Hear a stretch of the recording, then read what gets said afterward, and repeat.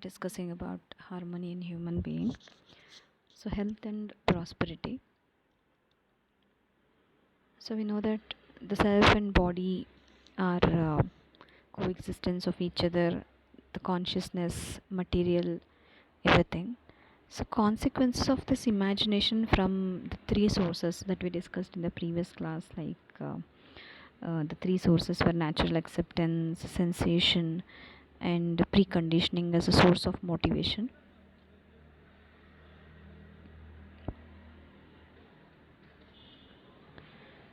So the seed or root of the imagination is the desire. So a small desire expands in thought and further expands in expectation.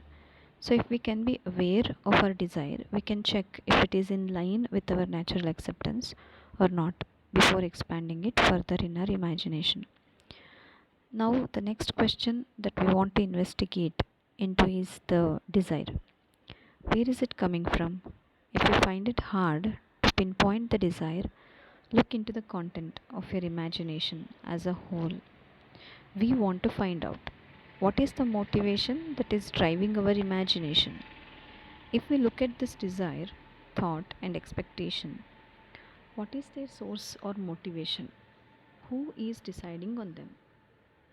Are we deciding them ourselves, or is it someone else making decision, like parents, family members, friends, teachers, the social environment, etc.?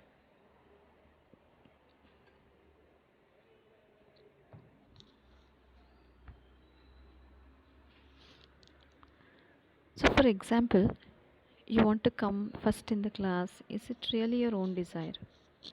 Did you decide it yourself, or it came from your parents, or it came from your teachers, or it came from your friends, or it came from the social environment? What is it? We don't usually ask this question as to where it is coming from. It looks like we are deciding.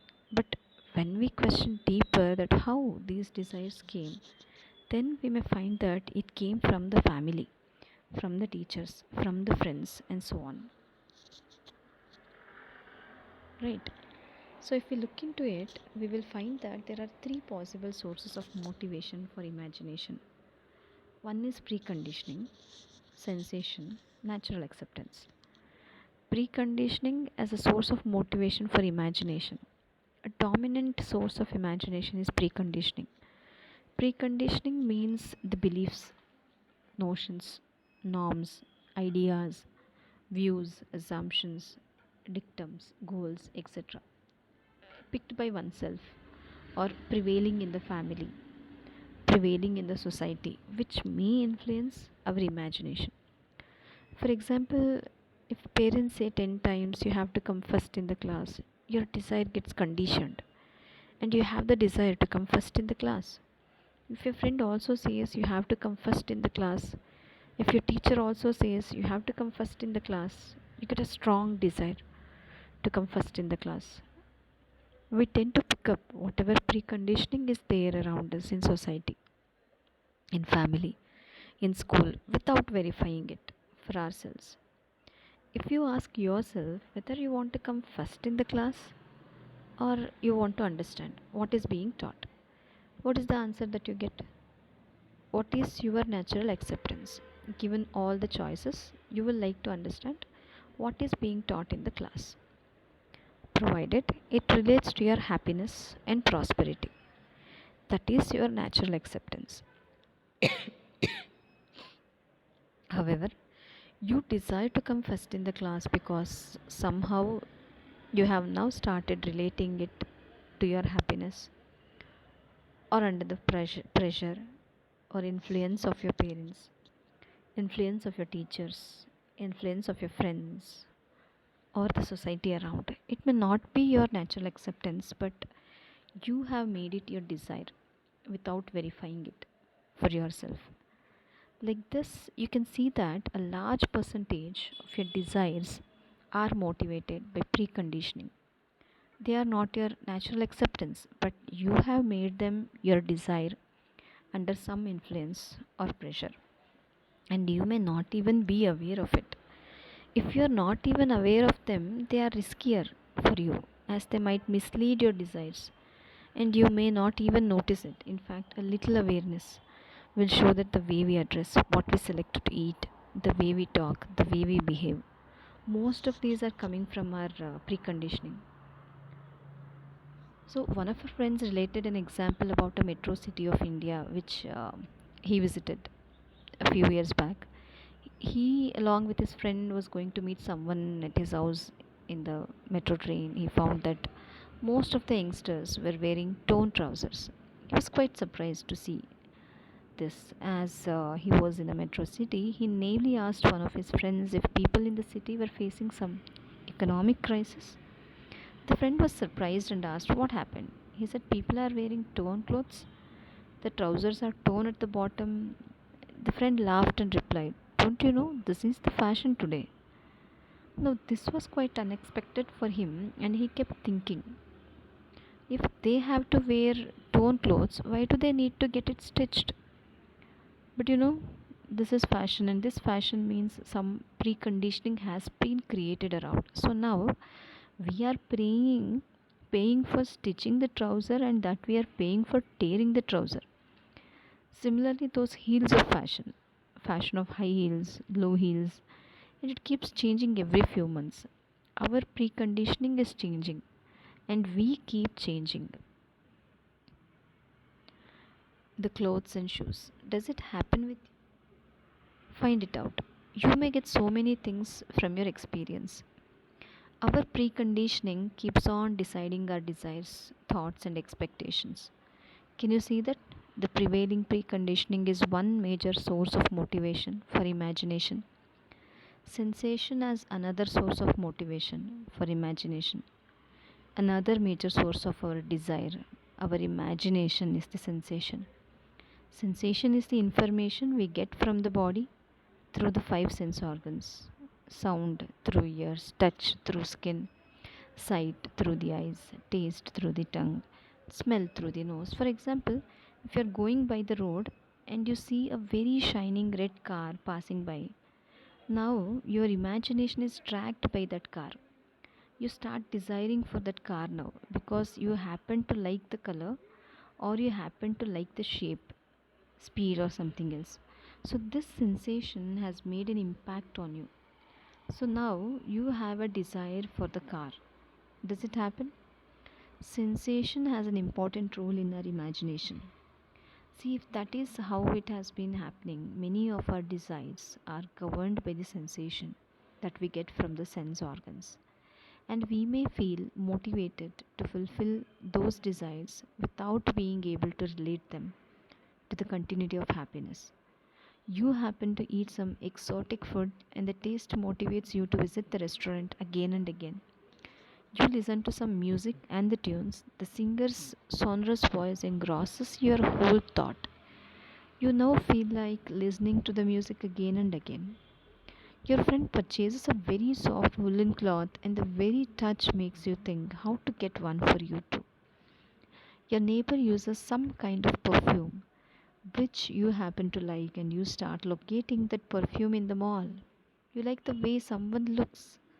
Now you want that person as your intimate friend. Now you will see that you have been accumulating desires just like that, without verification and without being aware of it. How it came about. So, these are the two major sources of motivation for our imagination. One is the preconditioning, and the other is sensation. Natural acceptance as the most authentic source of motivation for imagination. So, the third source of motivation is our natural acceptance. Some people also refer to it as the inner voice or conscience. Self verification on the basis of our natural acceptance can be the third possible source.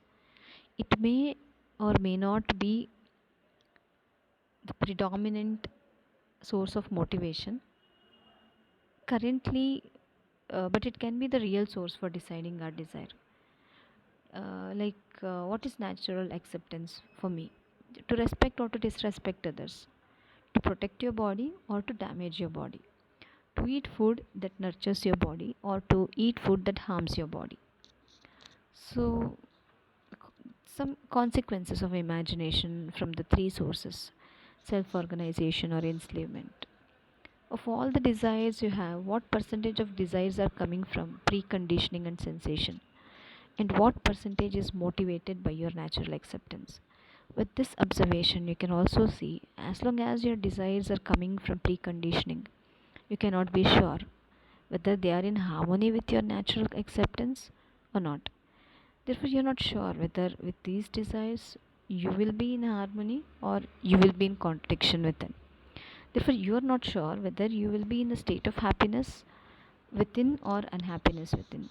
Similarly, when desires are based on sensation, you're not very sure whether they are in line with your natural acceptance or not. So there again, you are not very clear whether it will lead to state of harmony and happiness within or contradiction and unhappiness within. Similarly, the assumption that good feeling from the other will fetch us happiness can now be evaluated. We like the taste of the feeling that we receive from the other. It does not ensure harmony within us. It does not ensure right understanding and right feeling. Therefore, the taste of the feeling is very short lived. Try to observe people who have such an assumption. They keep expecting affirmation from the other. A husband may keep expecting his wife to pay full attention to him and only to him all the time. She may expect him to pick up her phone call every time on the first ring, to answer her messages immediately, to inform her of whom he is meeting every time, and so on. So, this sort of expectation is an indication that we have an assumption that the feeling from the other is a source of my happiness. Only when your desires are coming through your natural acceptance, you can be sure that you are in harmony within, because then your imagination is in line with your natural acceptance. Only then you are sure to be in a state of harmony within, and therefore in a state of happiness. The only way to ensure harmony at the level of self is to ensure that all our desire, thought, and expectation, all our imaginations are in line with our natural acceptance. So, this is the meaning of definite conduct.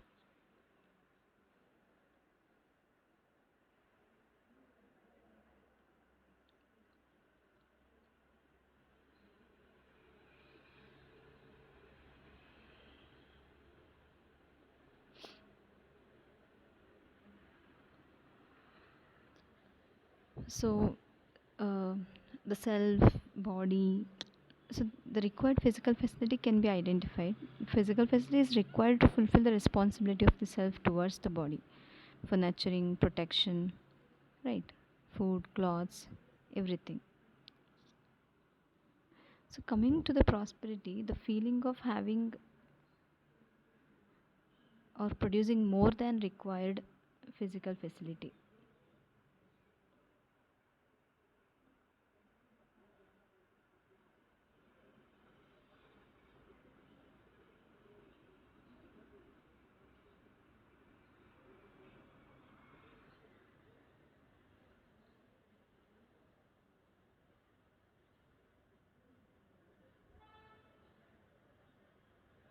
So, identification of required facility with the right understanding, ensuring availability or production of more than required physical facility with right skills. Prosperous person thinks of right utilization, nurturing the other, not deprived only to accumulate or exploiting others.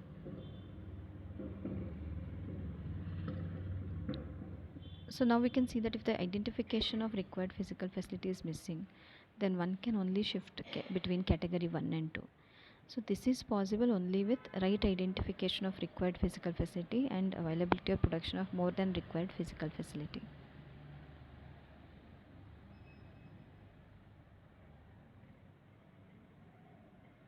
So there is a misunderstanding for the shortage of physical facility. So have we understood human needs? Have we understood right utilization? Is it a question of producing or distribution? Is it a question of relationship? Is it a question of right understanding? Is it a question of right education or sanskar? So, coming to the health of the body, so how will the feeling of self regulation in the self be expressed? Like nurturing the body. So we have seen that the body is by nature a harmonious organization. Nurturing means providing the necessary inputs to it. The right inputs nurture the body without disturbing its harmony. Body is not in isolation, it is in an environment which has some impact on it. The state of the body, the inputs, and the environment together could be a cause for disharmony in the body. So, the program for nurturing and maintaining health of the body includes intake, routine, physical labor, exercise, balancing internal and external organs of body, balancing breathing of body, medicine, treatment, right? So, so the first part, harmony of the self within the body leads to harmony in the body.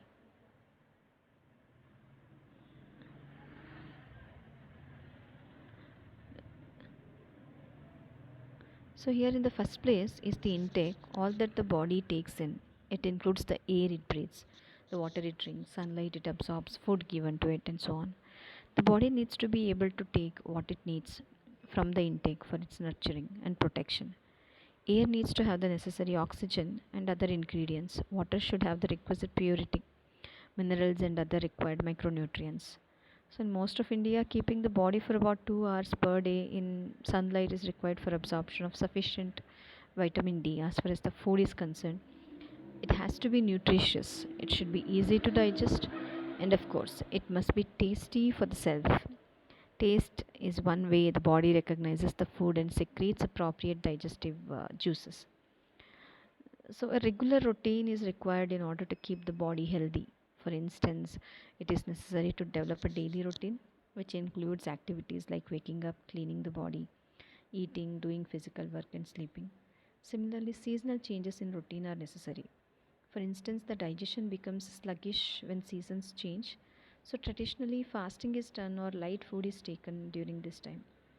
Similarly, appropriate adjustments are required in order to keep the body in good health in every season. Body needs adequate movement and exertion to maintain its health. It also needs physical facility for its upkeep. Labor is the effort a human being does on the rest of the nature. Right. So some 4 to 6 hours of labor a day provides sufficient body movements to keep the body in good health. Exercise requires exertion or physical effort. It also ensures movement of the body. The major difference between labor and exercise is that in exercise, no physical facility is produced. Exercise is quite useful in maintaining the health and fitness of the body. Due to any reason, when internal or external organs get stressed, the harmony of the body is disturbed. Then there is a need for balancing them, bringing them back into harmony. This may be due to repetitive nature of your work, inactivity due to lack of work and exercise, or some accidental happening. There is a need for keeping the internal as well as the external organs in harmony by appropriate means. Breathing is significant activity for the body. Body is self-organized and naturally is in harmony. So it is able to recover itself for many disturbances. So in the event the body is not in a state to recover itself back to a state of harmony, there is a need for treatment. If, for example, if the kidneys are not functioning, dialysis may be an appropriate treatment. The body is unable to purify the blood, so an external equipment is doing that task. Similarly, in the case of an accident, ventilator may be required to perform the breathing function for the body, while the body is occupied in self healing other aspects. Another example is the use of lifelong drugs like insulin to perform some functions of the body that are deemed. So, we need to protect the body, we need to nurture the right utilization of the body, the food intake, and revisiting this prosperity in the light of the harmony between self and the body is very important. Thank you.